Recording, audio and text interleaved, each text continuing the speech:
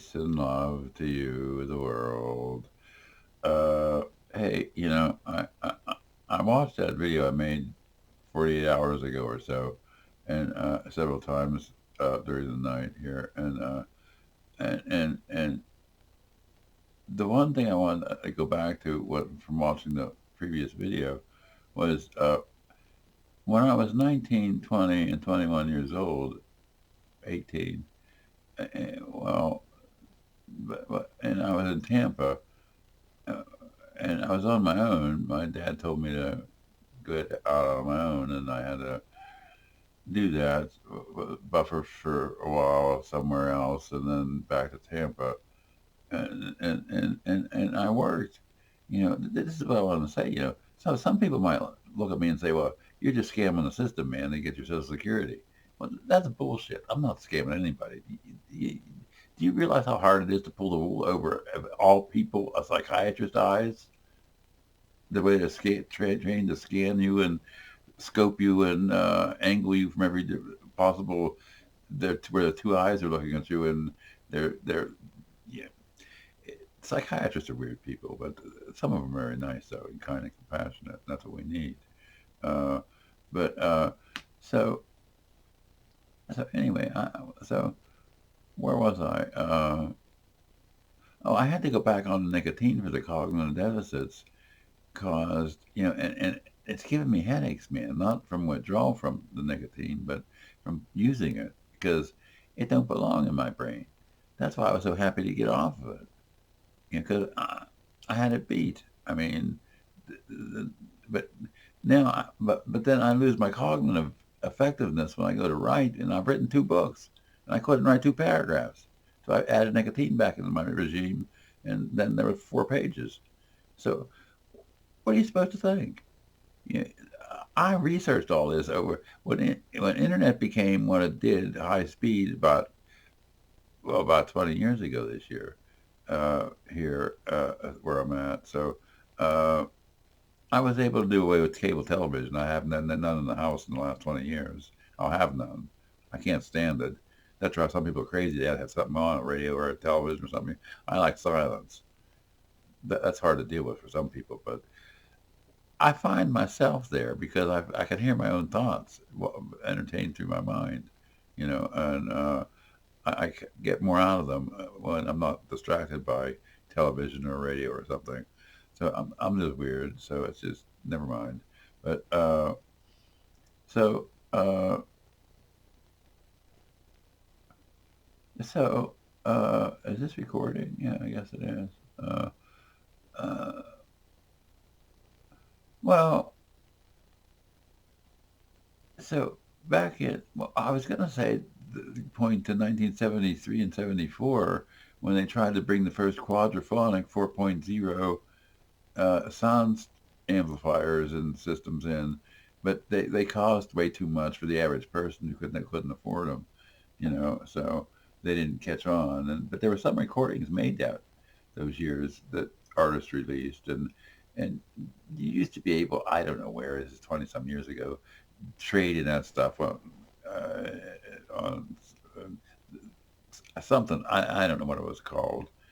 Uh, Different places you can go to get different kind of recordings, but archived and no longer available. So some people release them. I don't know how it works, but or even where it was. But so there's a Jefferson Airplane one I was thinking of was Ride the Tiger song on it.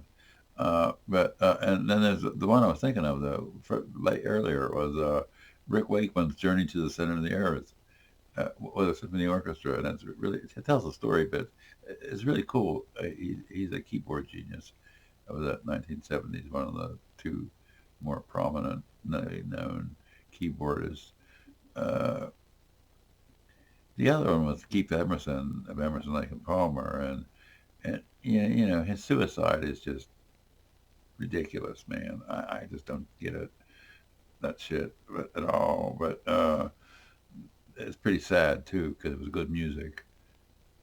But anyway, so uh, And this gives me a headache to use it, but it keeps part of my brain activated though. That if I deactivate it, then the what do you call deficits in cognition come back, and I can't focus on writing something and making sense of it without adding nicotine. And then it all falls into perspective in my mind. The word structure, of working with words, the way I do it. I wrote 2 books. That's a lot of work. Uh, but well, yeah, being alone doing that it fills in the time. But I'm hoping that'll change in the future, near future, and I can find someone I'm looking for to do my hair. Yeah, so I was going to say, yeah, should I mention this or not, man? Some people will laugh. Well, is that really funny? Appropriate to laugh at this. This is a scientific aspect of the one first antipsychotic medication, atypical, second generation, that made me well in 1994. Okay, and it was in 48 hours. And there are people, I hope are doing well today. I haven't talked to them for a while, but messaged with them. But who can tell you how I was, and it's all on film on YouTube.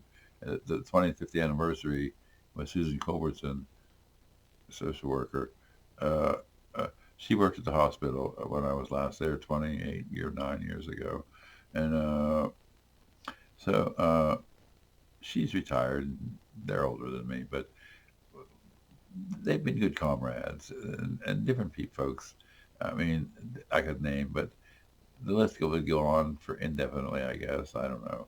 But so so what else did I miss in that first segment that I wanted to redo on this one? This is 7 minutes, 8 seconds.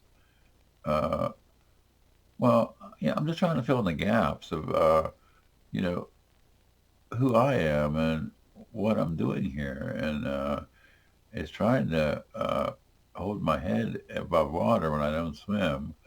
And but so the one thing, man, these headaches from using this nicotine don't get it, man. I don't know what I'm gonna do here. I have to figure this out.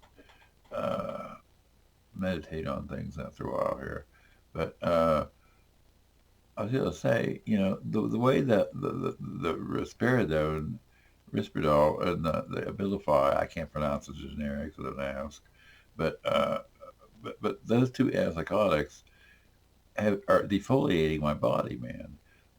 I Some people will laugh at this, but this is for scientific purposes. I'm putting this on here. I've noticed it for a while. My legs, are as clean as some chicks' hairless legs.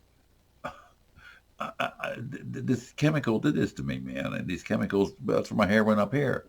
Where am I at here in the camera? I can see myself. This was filled in with hair, like to here anyway, like just 3 and 4 or 5 years ago. It's been an immense rip of my hair off, and I didn't pull it out. I mean, of course not. But it just these medications make that. It's even messing with my beard, man. Where's my animal side of my face? I don't know what the hell to do with that. That's getting too thin there. So I don't know. It's just weird to have that happen. So what are the other problems with Risperdal? Well, known problem. Number one was its side effect known as quote extended sleep duration unquote. That means it doesn't sedate you and put you to sleep, but once you are asleep, it makes it hard, very hard to wake up, and you sleep longer as a result. So there was that known. There was tachycardia or racing heartbeat from antipsychotics. Typically, in general, I guess do that sometimes. But so I have that with other antipsychotics too in the past. Uh, but so is that about it? And then the defoliation now comes to my attention just in the last 6 or 8 months. That I'm not really happy about that. Uh, but so well, it is what it is, and it becomes what it becomes, and life is what happens to you while you're busy making other plans. So I got to see how this video turns out. So that's my plans for now. Have a nice morning wherever you're at.